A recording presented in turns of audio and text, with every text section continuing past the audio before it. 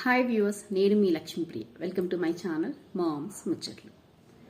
మొన్న కోవిడ్, నిన్న హెచ్ఎంపీవి, నేడు జీబీఎస్, అదే గెలెన్ బరీ సిండ్రోమ్.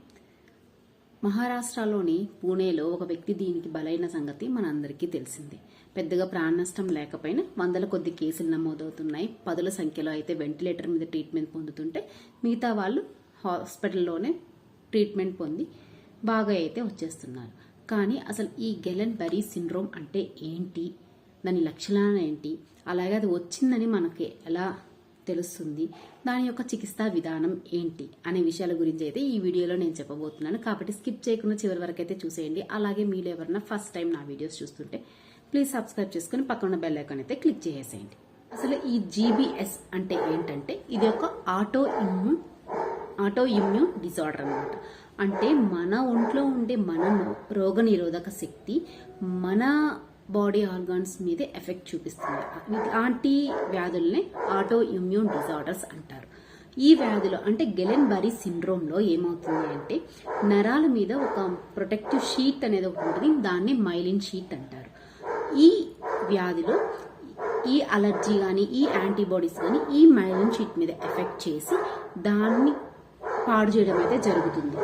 అందువల్లే ఈ గెలెన్ బరీ సిండ్రోమ్ అయితే వస్తుందన్నమాట.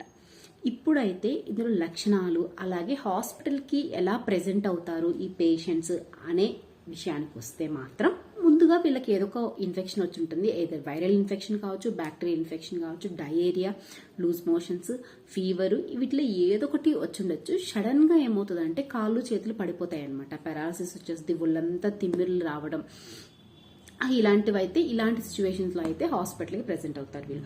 ఇంకా సివియారిటీ కండిషన్స్లో ఏమవుతుందంటే మింగుడు పడకపోవడం, అలాగే బ్రీతింగ్ తీసుకోవడం కూడా చాలా ఇబ్బందిగా ఉంటుంది ఈ వ్యాధిగ్రస్తుల్లో. ఇంకా ఇందులో ముఖ్యమైన విషయం ఏంటంటే ఈ జీబీఎస్ అనేది చాలా అక్యూట్ అనమాట. అంటే విత్ ఇన్ తక్కువ షార్ట్ డ్యూరేషన్ 2-3 రోజుల్లోనే సిమ్టమ్స్ అన్నీ ఎక్కువైపోవడము, చాలా సీరియస్ అయిపోవడం జరుగుతుంది.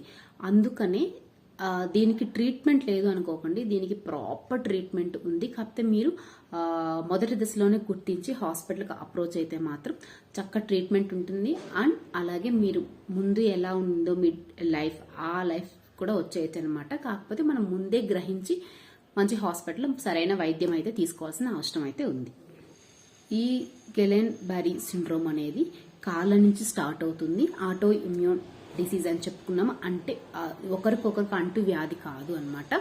సో ఫస్ట్ కాళ్ళలో స్టార్ట్ అవుతుంది. మజిల్ వీక్నెస్ ఉంటుంది, అలాగే తిమ్మిర్లు పట్టడం, కొంచెం టింగ్లింగ్ సెన్సేషన్, ఏదో గుచ్చినట్టు అలా అనిపించడం, ఈ సిమ్టమ్స్ అన్నీ కూడా ఉంటాయన్నమాట. సో వన్స్ ఇది సిమ్టమ్స్ ఉన్నాయి అని చెప్పి పేషెంట్ డాక్టర్ దగ్గరికి వెళ్ళినప్పుడు, డాక్టర్ని కన్సల్ట్ అయినప్పుడు డాక్టర్ అయితే కొన్ని నర్వ్ కండక్షన్ ఎగ్జామినేషన్ అయితే చేస్తాడు. సో దట్ ఆ నరాల్లో ఎంత డ్యామేజ్ జరిగింది, ఏ సివియారిటీతో ఉంది డిసీజ్ అని చెప్పి గుర్తించి, అలాగే క్లినికల్ ఎగ్జామినేషన్ కూడా చేయడం జరుగుతుంది. దాన్ని బట్టి చికిత్సా విధానం అయితే ఉంటుందన్నమాట. దీనికి ట్రీట్మెంట్ మెథడ్స్ అయితే 2 ఉన్నాయి.